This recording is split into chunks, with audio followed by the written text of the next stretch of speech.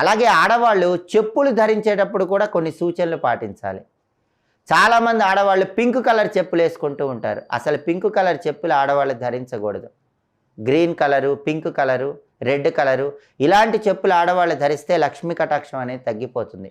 నలుపు రంగు లేదా నీలం రంగు లేదా గ్రే కలర్ చెప్పులు ఆడవాళ్ళు ధరించాలి.